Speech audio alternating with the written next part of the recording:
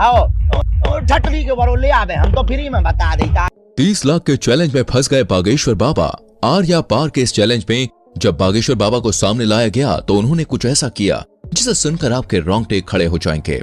आसाराम बापू से लेकर निर्मल बाबा तक हमारे देश ने एक से बढ़कर एक साधु बाबाओं को देखा है, लेकिन इस वक्त हर जुबान पर सिर्फ एक ही नाम है और वो है बागेश्वर बाबा का, यानी कि धीरेन्द्र कृष्ण शास्त्री का।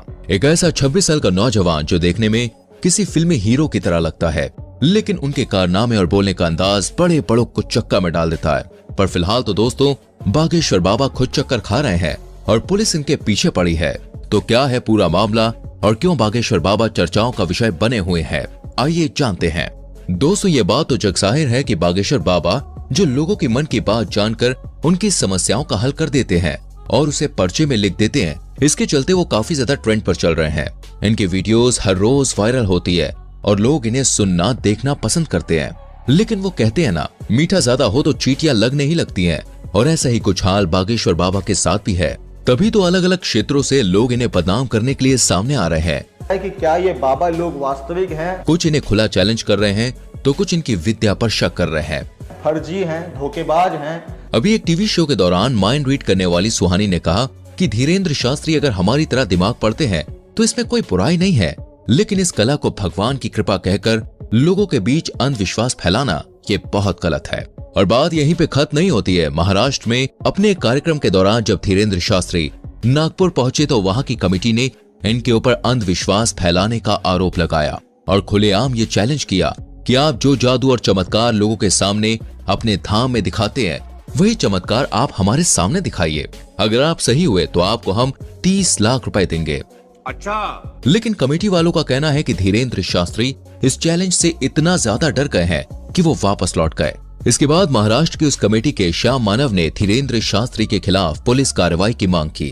धीरेन्द्र कृष्ण महाराज कंप्लेंट दी थी एसीपी नागपुर के, और कहा कि पुलिस अगर कार्रवाई नहीं करेगी तो वो लोग आंदोलन करेंगे, क्योंकि महाराष्ट्र के कानून में अंधविश्वास फैलाना बहुत ही बड़ा जुर्म माना जाता है, जिसके तहत धीरेन्द्र शास्त्री को गिरफ्तार किया जाना चाहिए।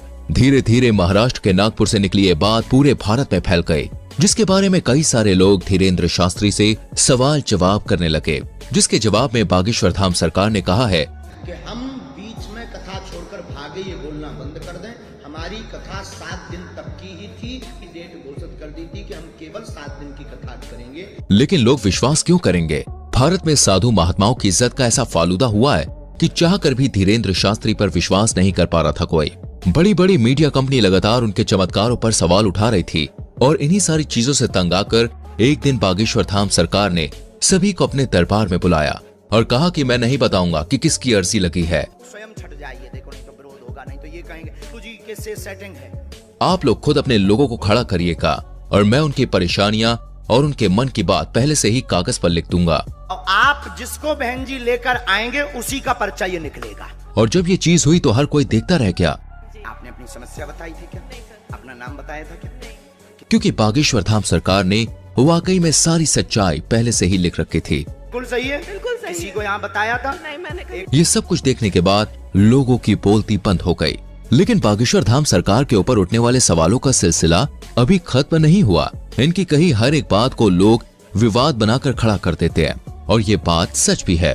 आज बागेश्वर धाम सरकार इतना बड़ा नाम बन चुका है कि जो कोई भी इनका नाम लेता है वो खुद ही फेमस हो जाता है। बड़े बड़े न्यूज चैनल घंटों केवल इन्हीं के बारे में बात करते हैं और लोग बड़े मजे से सुनना देखना पसंद करते हैं। अभी कुछ समय पहले जब बागेश्वर धाम सरकार ने बुलडोजर चलवाने की बात कही थी तब भी काफी ज्यादा कंट्रोवर्सीज खड़ी हुई थी, जिसके बारे में एक इंटरव्यू में जब धीरेन्द्र शास्त्री से पूछा गया तो उन्होंने बड़े साफ शब्दों में कहा कि धर्म और ईश्वर उनके माता पिता के समान है और अगर कोई उनके माता पिता पर पत्थर मारेगा तो वो भी शांत नहीं रहेंगे।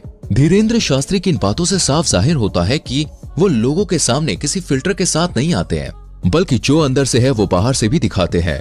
तभी तो ये आए दिन विवादों में घिरे रहते हैं और कुछ लोग तो ये सोच कर ही हैरान है कि आखिर एक 26 साल का नौजवान शख्स इतना ज्यादा लोकप्रिय कैसे हो गया। कैसे करोड़ों लोग आज उसके भक्त हैं और उसके धाम पर लोगों की लंबी लाइन लगी रहती है। तो दोस्तों इसका सीधा सा जवाब है ईश्वर की कृपा। जी हाँ, वो कहते हैं ना, ऊपर वाला अगर किसी पर मेहरबान हो जाए तो मिट्टी भी सोने में बदल जाती है। और धीरेन्द्र शास्त्री तो खुद को बालाजी महाराज यानी कि हनुमान जी का सबसे बड़ा भक्त कहते हैं। मध्य प्रदेश के छोटे से गांव में जन्म लेने वाले धीरेन्द्र शास्त्री के दादाजी भी पूजा पाठ का काम करते थे और बागेश्वर धाम लगाते थे, लेकिन इनके दादाजी उतनी प्रसिद्धि प्राप्त नहीं कर पाए जितनी आज धीरेन्द्र शास्त्री ने कर रखी है। इनके पास कुछ ऐसी शक्तियां हैं जिनकी मदद से आज ये सामने मौजूद व्यक्ति के बिना बताए ही उनकी परेशानियों को समझ जाते हैं और उसे पर्चे में लिख देते हैं। बागेश्वर बाबा ये तक समझ जाते हैं कि सामने वाला सच कह रहा है या फिर नहीं। उनके द्वारा पर्चे में लिखा गया एक एक शब्द 100% सत्य होता है, जिसका सबसे बड़ा प्रमाण यह है कि आज तक इन्हें कोई भी झूठा साबित नहीं कर पाया है। मीडिया से लेकर पुलिस वालों तक लोगों ने इनके खिलाफ खूब बातें की, लेकिन उन बातों को साबित करने की हिम्मत आज तक किसी में नहीं हुई। असल में होता यह है कि जिस किसी भी शख्स की अर्जी को बालाजी सरकार स्वीकार कर लेते हैं, उस व्यक्ति को या तो उसके परिवार के किसी भी व्यक्ति को लगातार 2 दिन सपने में बंदर नजर आते हैं। और ये कोई कही सुनी बात नहीं है दोस्तों, बल्कि जितने भी लोग अर्जी लगाने आते हैं उन्होंने खुद इस बात को स्वीकार किया है। लेकिन अब मीडिया वाले कहाँ लोग कि भाई बात मानेंगे, उन्हें तो हर चीज का सबूत चाहिए होता है। इसलिए कई सारे मीडिया हाउस वाले बागेश्वर बाबा के दरबार में भक्त बनकर भीड़ में इकट्ठा हो जाते हैं ताकि देख सकें कि धाम के अंदर असल में होता क्या है। लेकिन चमत्कार देखिए, जब जब मीडिया वाले दरबार में आए तब तब बाबा उन्हें पहचान लेते हैं और उनके पोल सभी के सामने खोल कर रख देते हैं। ये सब कुछ देखने के बाद मीडिया वाले भी बाबा के सामने घुटने टेक देते हैं और चुपचाप वहां से 9-2-11 हो जाते हैं। ये चीज 1-2 नहीं बल्कि सैकड़ों बार बागेश्वर धाम सरकार के दरबार में हो चुकी है। बागेश्वर धाम एकमात्र ऐसा धाम है जिसने साइंस और टेक्नोलॉजी के भी होश उड़ाकर रख दिए हैं और लोग अभी भी सोचने पर मजबूर हैं कि आखिर ये सब कैसे हो सकता है।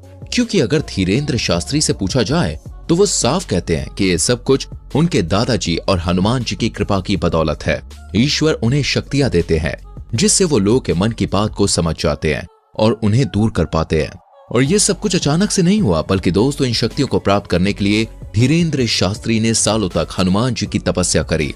12 साल के उम्र से ही धीरेन्द्र शास्त्री बालाजी के ध्यान में लग गए और उनकी सेवा करने लगे, जबकि पूजा पाठ के कामों में वो बचपन से ही लगे रहते थे।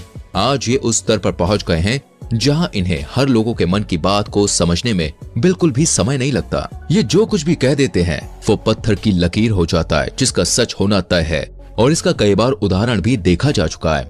हालांकि अगर हम बागेश्वर धाम की बात करें तो दोस्तों इसका इतिहास बहुत पुराना है।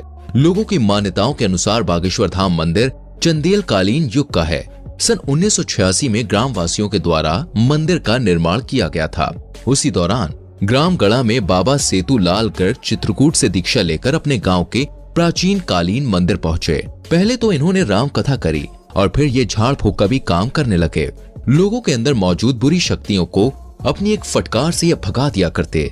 लोगों का कहना है कि जो कोई भी भूत प्रेत की शिकायत लेकर उनके दरबार में जाता था वो हमेशा हमेशा के लिए ठीक हो जाता था और इसी वजह से बागेश्वर धाम लोकप्रिय होता चला गया। और आज बागेश्वर धाम के प्रमुख कथावाचक धीरेन्द्र कृष्ण गर्ग, जो बहुत लंबे समय से झाड़ फूक और कथाएं कर रहे हैं, अब सोशल मीडिया के दौर में इनकी लोकप्रियता बहुत बढ़ रही है। तभी तो लोग इन्हें बागेश्वर महाराज के साथ साथ चमत्कारी महाराज के नाम से भी जानते हैं। वर्तमान समय में धीरेन्द्र कृष्ण सरकार मध्य प्रदेश में ही अपना दरबार लगाते हैं और लोगों की समस्याओं का समाधान करते हैं।